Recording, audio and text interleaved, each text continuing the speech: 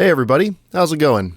I first want to thank everybody for all your comments and support on the PS4 Pro musings video from this past weekend. I was not expecting that many comments, and I really wasn't expecting them to be in such agreement. So thank you all so much for your support. That was really awesome to see, and it was really awesome to see that the community here is pretty focused on the Potato Masher project and getting the most out of it. So that was really fun. I do want to talk about a couple things before I talk about what we're going to do about the PS4 Pro, because I have heard everything you guys have had to say. I'm sorry I had to copy and paste a lot of my replies, but that was the only way to let you guys know you'd been heard because there were too many comments to reply to. But we're going to talk about that in just a minute. But first, I actually got a couple questions about Patreon, so I wanted to clarify because I realized that I have not done a good job explaining a certain aspect of it. Only main PC versus PS4 or PC versus Xbox or occasional big PC exclusive videos are paid. All the rest are free videos. So everything I posted in the past month, the last paid ones were Deus Ex Mankind Divided and Telltale's Batman series. So I want to be able to do any previews or betas or back catalog videos, anything like that. I want to be able to do it without worrying if I'm posting too many videos in a month.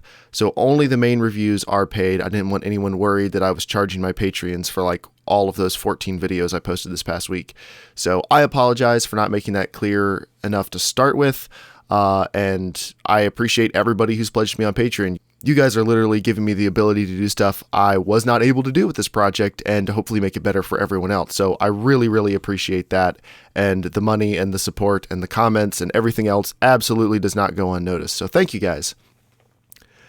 Along that same vein, I now have a Discord channel, so it's in the top of the description of this video.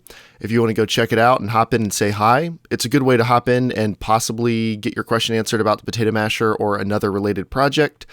No promises on when I'm actually able to be in there, but if I'm at my computer, chances are Discord's open, and if I'm not too busy with something at the moment, I can probably pop in and take a look if you tag me. Otherwise, I'll hop in every once in a while just to say hi.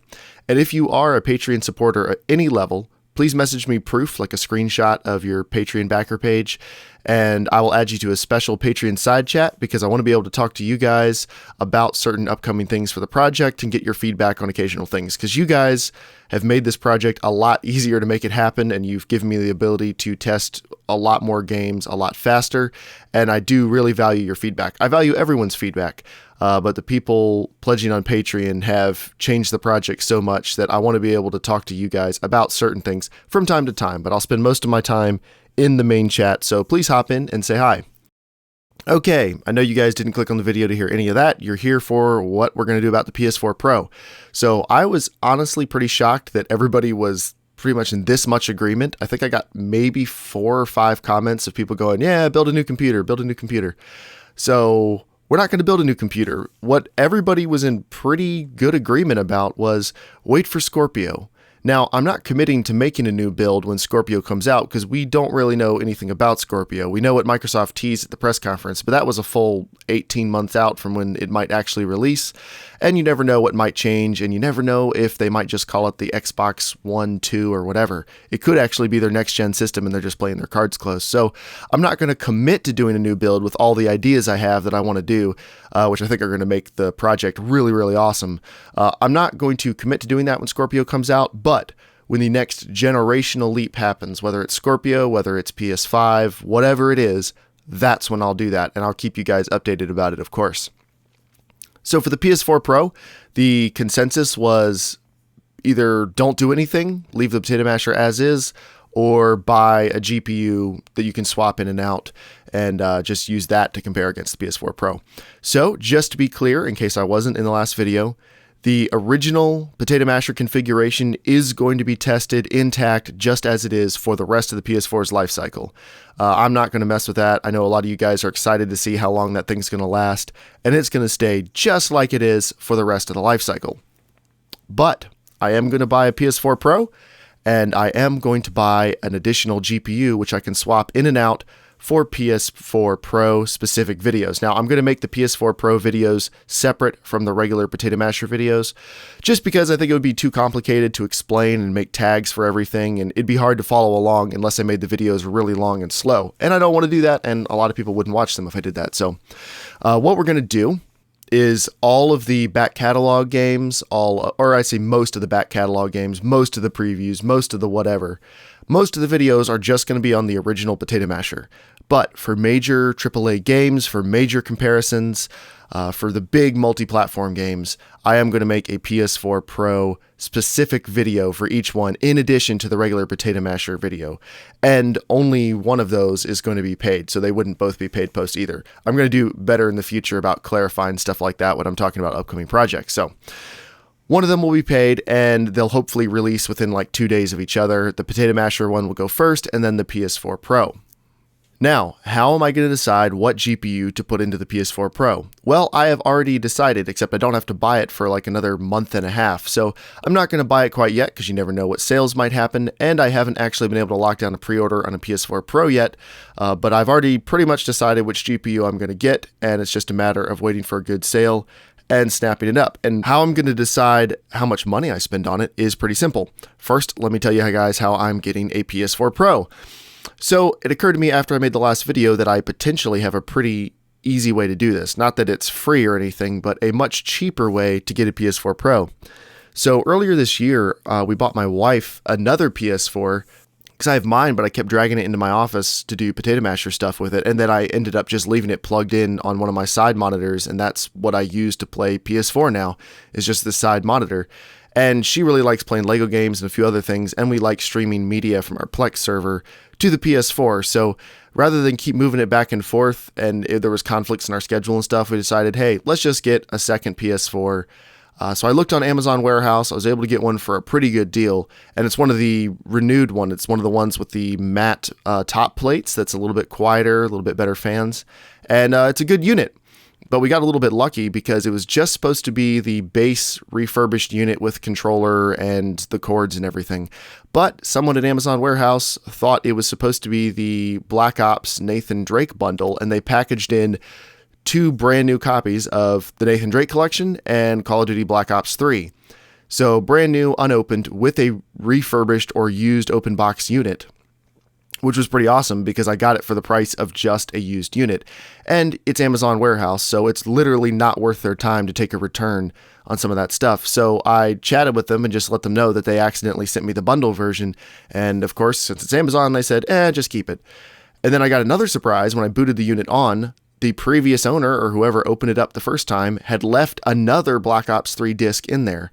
So for about $275, I got an open box PS4 with 3 games, and once I've beaten and I'm going to sell all of them, I'm pretty much going to not lose any money for owning this PS4 for like the last 5 or 6 months, which is pretty awesome, and I realize that's a pretty rare situation to happen, and you can't really count on that, but it was kind of cool, and because of that, I'm going to be able to sell that PS4 with no loss whatsoever, and I'm going to take the money from selling that, not including selling all those games and everything, but just selling the actual unit, and I'm going to average it out with the cost of people on eBay buying other units of very similar specs and age and everything else. And I'm going to see how much extra money would it take to buy a PS4 Pro. My guess is going to be around $120 to $140. And this is after all PayPal fees, shipping, everything like that. And then I'm going to price out how much I could sell the GTX 760 and the Potato Masher for. I'm not going to sell it, but I'm going to price out how much I could sell it for. And then I'm going to see how much difference would it take to get a decent card, and that's how much I'm going to spend. So my guess is I'm going to have somewhere between $160 and about $220. And I think it's going to be around $200 to $205 on the nose. I've already done a bunch of math, but I don't know how the market's going to change before the PS4 Pro releases and if there'll be any new GPU announcements that might affect market prices. So I'm not committing to that number, but it's going to be around that number, and I'll do all the math again when it's actually time to buy the GPU, and then I'll let you guys know. So when I buy the PS4 Pro, I'm just going to give that one to my wife, and I'll buy a second set of power cables and put them in my office so I can move it back and forth pretty easily for PS4 Pro videos, and most of the time it'll just stay hooked up to our TV and she'll use it. So for anyone curious, what does that make the original build? And how much money is that worth? Is it going to cost more than a PS4 Pro?